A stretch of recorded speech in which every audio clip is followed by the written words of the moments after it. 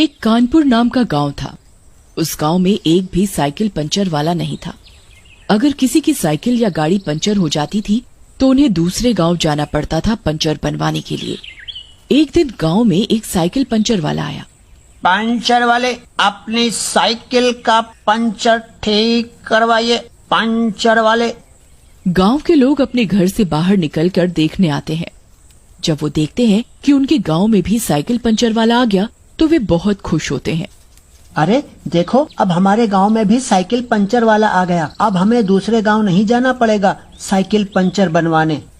मैंने पास में ही अपनी दुकान खोली है साइकिल पंचर ठीक करने की। जब भी कोई पंचर हो मेरे पास आ जाना। साइकिल पंचर वाले की दुकान में गांव के लोग अपनी साइकिल पंचर ठीक करवाने के लिए आने लगते हैं। उसकी बहुत कमाई होती है।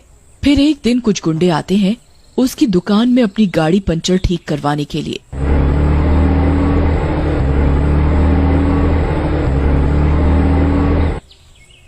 उस साइकिल पंचर वाले ने उसकी गाड़ी का पंचर ठीक कर दिया। वह उन गुंडों से पैसे मांगने लगता है।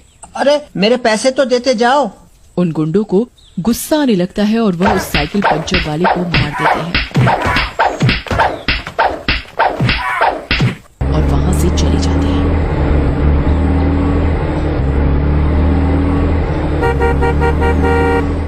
आंधी बारिश निकल आती है और वो वहीं पड़े के पड़े दिन निकल जाते हैं। एक रात अचानक बिजली कड़कने लगती है और पंचर वाले की आत्मा उसके शरीर से निकलकर उठ खड़ी होती है।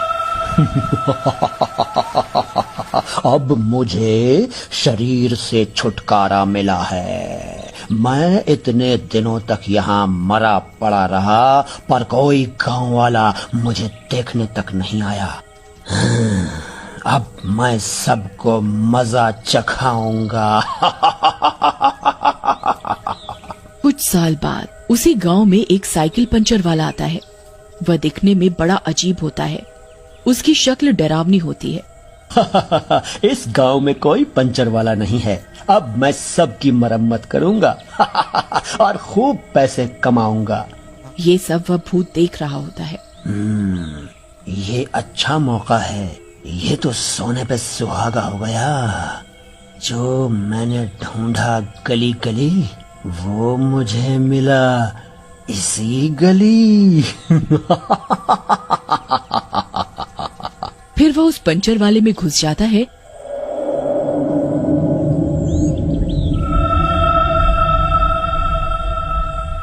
और उसके शरीर पर कब्जा कर लेता है। अरे मुझे क्या हो रहा है? हाय, मेरा शरीर इतना क्यों दुख रहा है? अब मुझे बहुत तकलीफ हो रही है। कोई है? कोई है? कोई मेरी मदद करो। कोई है? उसकी दर्द भरी आवाज कोई नहीं सुनता और पंचर वाले का भूत उस पर कब्जा पा लेता है। अगले दिन उसकी दुकान में एक गांव वाला पंचर साइकिल लेकर आता है। भाई साहब, जरा ये साइकिल देखना। अचानक ही ठाए बोल गया चलते चलते। पंचर वाला उसे अजीब सी मुस्कान के साथ देखने लगता है और खौफनाक हंसी हंसने लगता है। गांव वाला उसकी अजीब मुस्कुराहट और आंखें देखकर डर जाता है। पर अगले गांव तक कोई पंचर वाला भी नहीं था, इसलिए मजबूरी को देखते हुए हिम्मत बनाकर चुपचाप खड़ा रहता है। अब भैया साइकिल है, टायर है, पंचर तो हो ही जाता है। कोई लोहा तो है नहीं, लाओ अभी बना देते हैं। पंचर वाला साइकिल का टायर खोलता है, देखभाल के पंचर बना देता है। भैया जरा हवा भी भर दो, वरना बार बार कहाँ ढूंढेंगे दुकान को। पंचर वाला तो इसी ताक में होता है। अरे तुम चिंता काहे करते हो? एकदम लल्लन टॉप करके भेजेंगे तुम्हें। रुक जाओ थोड़ा। पंचर वाला भूत टायर उठाता है और उसमें जादुई हवा भर देता है।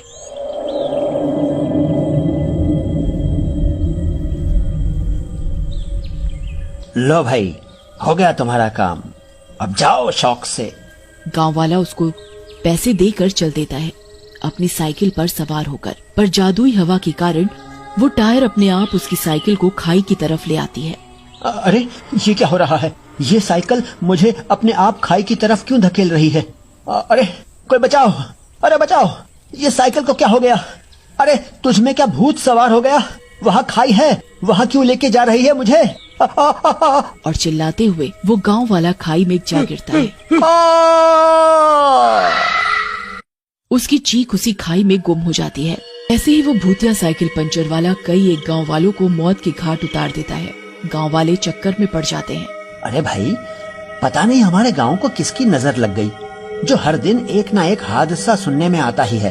अरे भाई, जब से ये गांव के लोग इस नए पंचर वाले से टायर बनवाते हैं, तब से ये हादसे हुए जा रहे हैं। मुझे तो दाल में कुछ काला लगता है।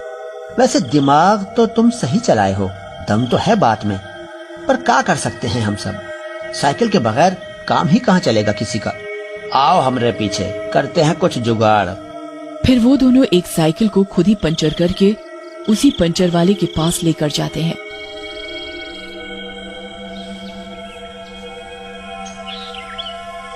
भैया, जरा साइकिल तो देखो, क्या हुआ है। भूतिया पंचर वाला अजीब सी हंसी के साथ उसे देखता है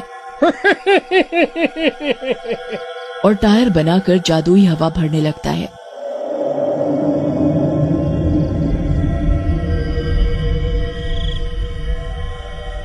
भैया, तुम्हें पता है गांव में कितने हादसे अचानक होने लगे हैं। सबको अपनी करनी का फल भुगतना पड़ता है। जो मरे हैं उन्होंने कुछ पाप किया होगा। प्रियंक उसकी बातें सुनकर थोड़ा हैरान हो जाता है। साइकिल बनवाकर वे दोनों डरते हुए साइकिल लेकर चल देते हैं। पर समीर न खुद उन पर बैठता है और न प्रियंक को बैठने देता है। अरे पागल, कोई हमें बेवकूफ बताएगा। साइकिल साथ में है और हम दोनों पैदल चल रहे हैं। भैया, ज्यादा होशियार न बनो, चुपचाप चलो। कुछ दूर बढ़ते ही साइकिल खुद ब खुद खाई के रास्ते निकल पड़ी।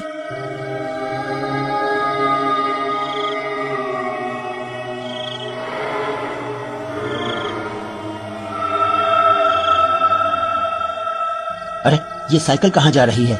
अरे प्रियंक, ये तू कर रहा है क्या? भाई डरा मत, क्या बकवास कर रहा है? साइकिल अपने आप कैसे चलेगी? और देखते ही देखते साइकिल अपने आप चलते चलते खाई की तरफ गई और उसी में गिर गई। ये सब देखकर वे दोनों थर-थर कांपने लगे। भूत, भूत, भागो, भाग प्रियंक, भूत है यहाँ। अरे भागो रे भागो। दोनों भागते भागते घर पहुंचते हैं और ये खबर पूरे गांव में फैल जाती है। अगले दिन पंचायत बैठती है। तो बताओ क्या मसला है? बात यह है कि पंचर वाला सबकी साइकिल में कुछ ऐसा करता है कि साइकिल खुद से खाई की तरफ जाती है, जिससे लोगों की मौत हो रही है।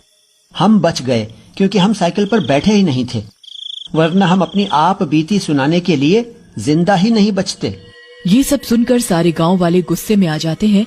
रमेश, तुम कुछ गांव वालों को इकट्ठा करो, हमें अभी जाना होगा। फिर वह गांव वाले और लाठियां लेकर हमला करने निकल पड़ते हैं। फिर वह गांव वाले वहां पहुंचते ही, अरे मारो रे, मारो मारो, इन्हें जिंदा नहीं छोड़ना।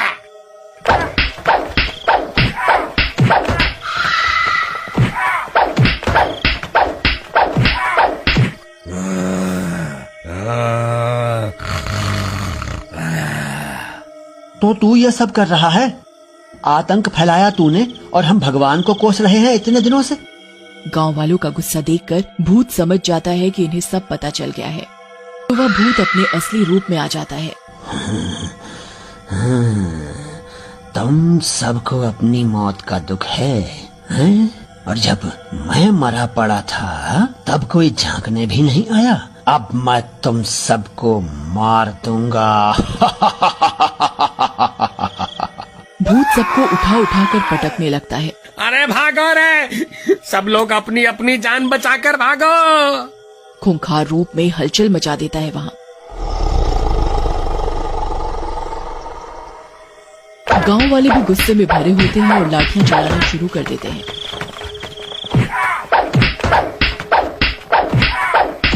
अरे मारो रे, मारो मारो। मारपीट में कई गांव वाले घायल हो जाते हैं। काफी देर तक ये सब चलता रहता है। अब तक भूत भी समझ चुका होता है कि गांव वाले बेहद गुस्से में हैं और उसकी दाल वहाँ नहीं गलने वाली। वह वहाँ से दुम दबाकर भाग जाता है।